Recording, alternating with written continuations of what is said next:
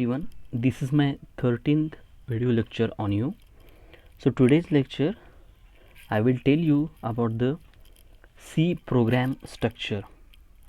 Okay, before of this we discussed what is language, C programming language and their information, who developed it and their benefits of C programming language.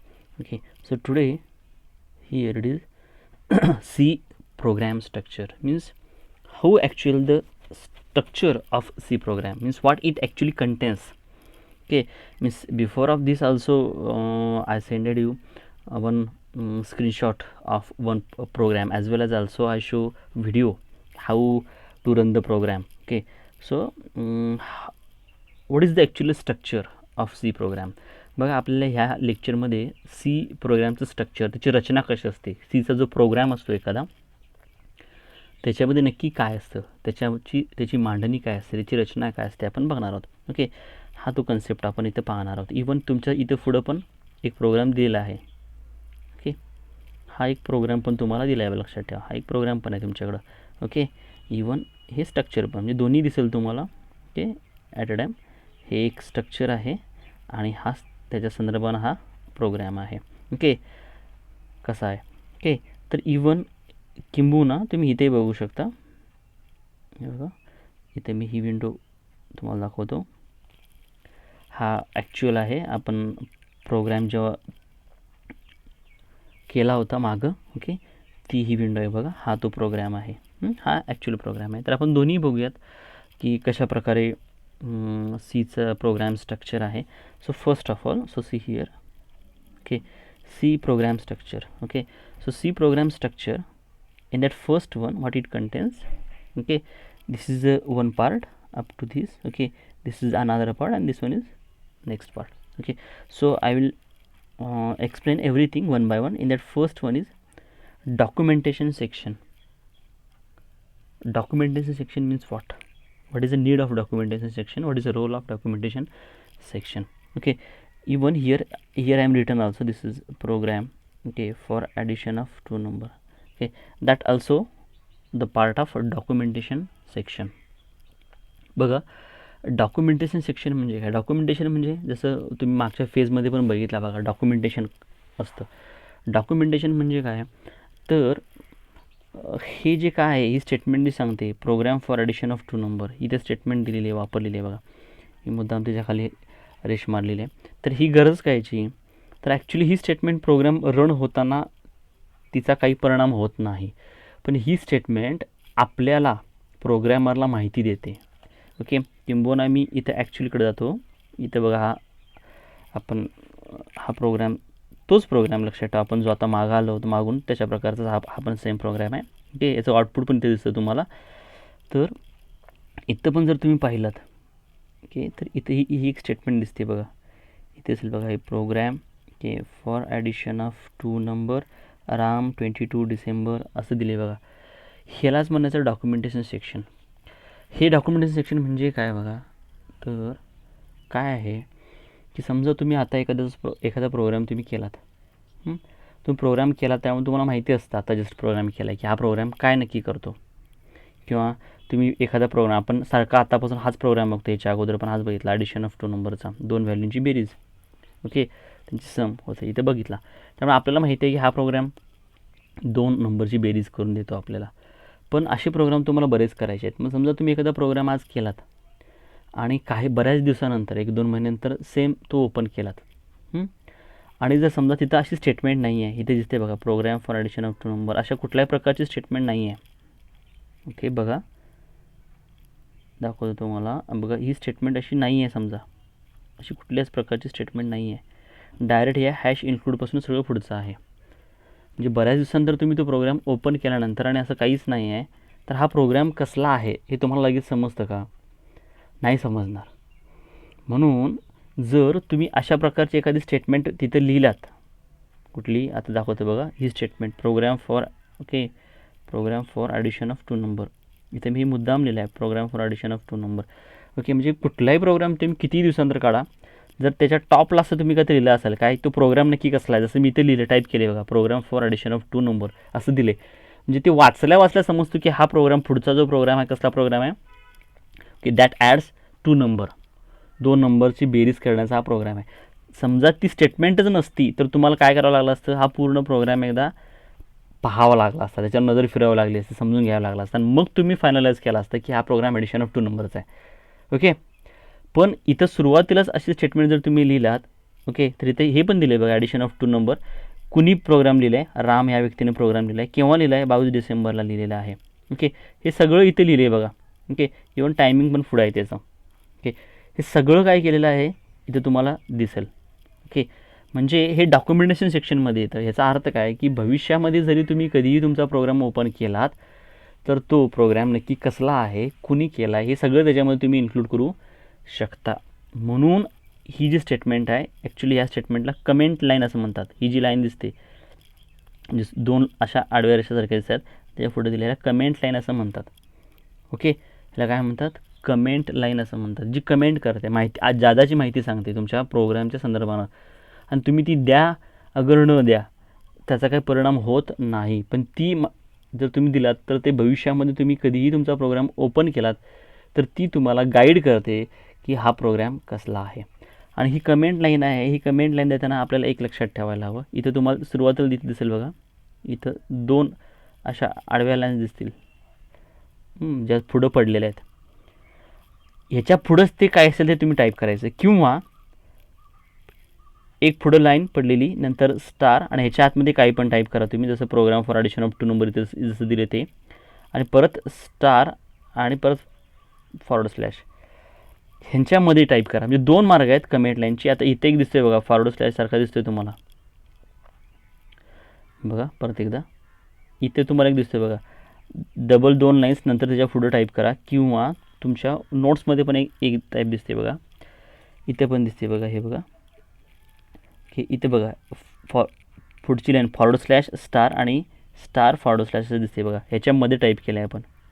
ह्या लाईनला comment line असं म्हणतात. तुम्ही कसंही द्या, ह्या प्रकारे किंवा त्या प्रकारे, म्हणजे दोनदा स्लॅश द्या, नंतर पुढं टाईप करा, किंवा फॉरवर्ड स्लॅश स्टार आणि त्याच्यामध्ये टाईप करा आणि परत क्लोज करताना स्टार फॉरवर्ड स्लॅश.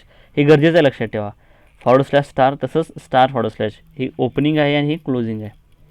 दोन्ही मार्गापैकी तुम्ही कुठलेही वापरा, ह्याला कमेंट लाईन असं म्हणतात, आणि ही डॉक्युमेंटेशन सेक्शनमध्ये येते.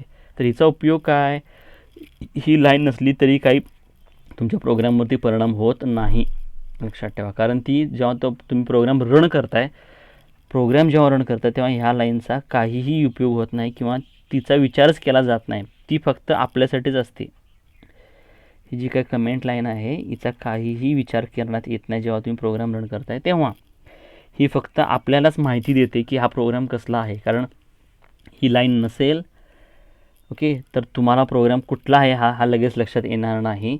ते लक्षात यावं म्हणून तुम्ही कमेंट लाईन द्यावी. हे एक स्टँडर्डायझेशन असतं. कारण का की तुम्ही कधीही प्रोग्राम एखादा ओपन केला तर तो वरच्या एका लाईन वाचल्यावर समजावं की हा प्रोग्राम कसला आहे.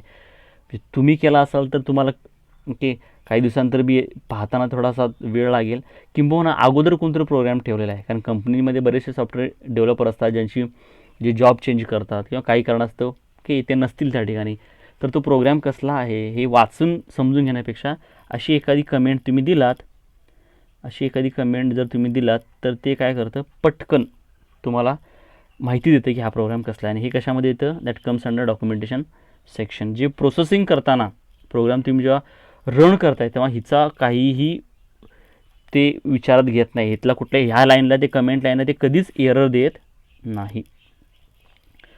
आता परत वाटतं तुम्हाला दाखवतो, प्रोग्राम रन करताना ते घेत नाही याचा अर्थ म्हणजे कुठे, इथं बघा मी ओके, इथे बघा मी एक प्रोसेस दाखवतो तुम्हाला, प्रोग्राम रन करून दाखवतो. बघा हे अगोदर पण आपण केलेलं आहे ओके, पण ते मागच्या एका व्हिडिओ लेक्चरमध्ये होतं ते हे, पण ते दिसायला नसेल तिथं म्हणून मी परत एकदा व्हिडिओ केला आहे. बघा प्रोग्राम आहे हा रन करतो, इथं रन आहे बघा दिसतं, रन करतो आहे ऑलरेडी. प्रोग्राम रन केल्यानंतर इथं तुम्हाला दिसतं बघा एंटर टू व्हॅल्यूज. या प्रोग्राममधलेच ते स्टेटमेंट्स आहेत, एंटर टू व्हॅल्यूज. ओके, या प्रोग्राममधल्या स्टेटमेंट्स आहेत, लक्षात ठेवा. ओके, प्रोग्राममधल्या ज्या स्टेटमेंट्स आहेत. ओके, पहिली व्हॅल्यू एंटर केली मी परत काढली ती, हे जरा खालती घेतो, आउटपुट जे येते ते हे बघा की इथे दिसते बघा तुम्हाला एक कमेंट लाईन. म्हणजे प्रोग्राम हा रन झालेला आहे, लक्षात ठेवा. रन झाल्यानंतर ह्याला तर काही कमेंटवरती उपयोग होत नाही. ही पहिली व्हॅल्यू दिली, दुसरी व्हॅल्यू दिली. ओके, आता रिझल्ट दिसतोय आपल्याला, हे बघा, एंटर टू व्हॅल्यू जसं दिसतं, 2 व्हॅल्यू दिल्या आणि त्यांचा आपल्याला रिझल्ट दिसतो. ओके, हे या प्रकारे होतं, लक्षात ठेवा. तर बघा,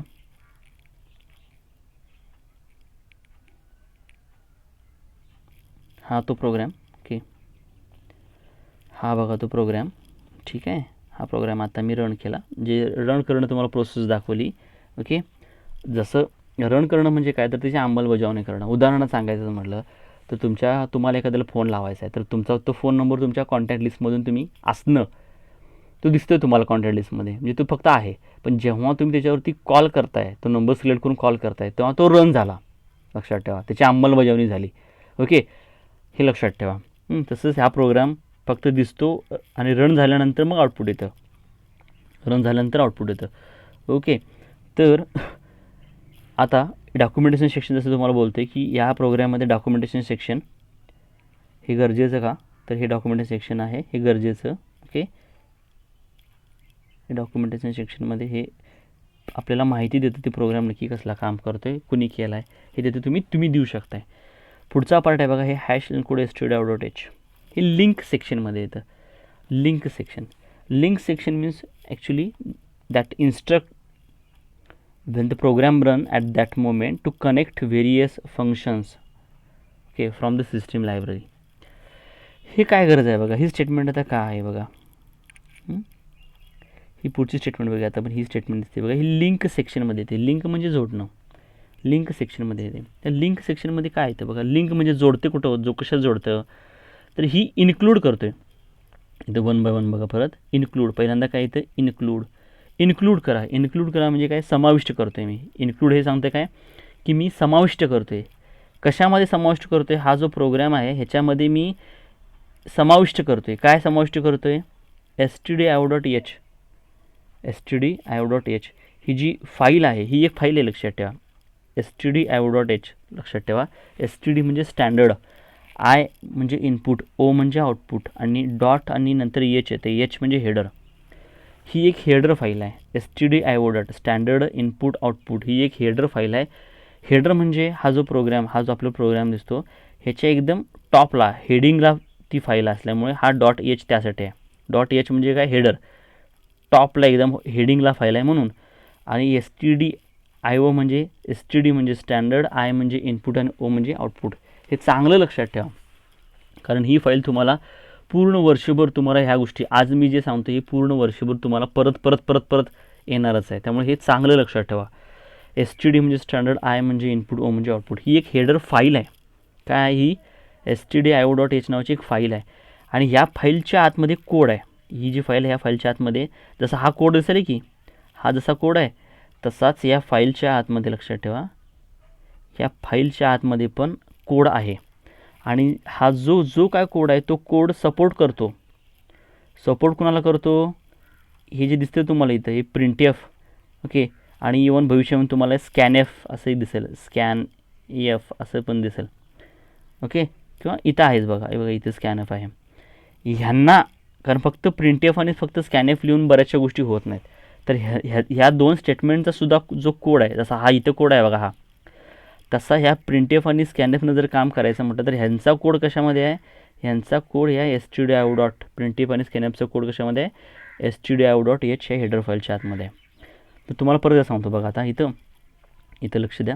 ओके, इथे स्टेटमेंट बघा, printf असं दिसते बघा इथं, printf आणि printfच्या आतमध्ये काय दिसतंय, एंटर टू व्हॅल्यूज. प्रोग्राम तुमचा रन मागाशी बघितला, पण रन कसा करायचा. रन झाल्यानंतर तुम्हाला पहिल्यांदा काय दिसते बघा, एंटर टू व्हॅल्यूज असं दिसते. आता हे जे दिसतं एंटर टू व्हॅल्यूज, हे प्रिंट या स्क्रीनवरती, ही जी काय स्क्रीन आहे या स्क्रीनवरती प्रिंट झालं आहे. कशामुळे प्रिंट झालं, हे printfमुळे झालं आहे. हे printf ही एक जी स्टेटमेंट आहे, हे विधान आहे, लक्षात ठेवा. हे printf दिसते की, हे printf ही एक स्टेटमेंट आहे. ह्या स्टेटमेंटमुळे एंटर टू व्हॅल्यूज असं स्क्रीनवरती प्रिंट झालं आहे, म्हणजे प्रिंट झालं आहे. तर हे printf न स्क्रीनवरती हे जे प्रिंट झालं आहे ह्याच्या मागं कोड जो आहे, हे कशामध्ये कोड आहे, तो या stdio.h मध्ये कोड आहे, हे लक्षात ठेवा.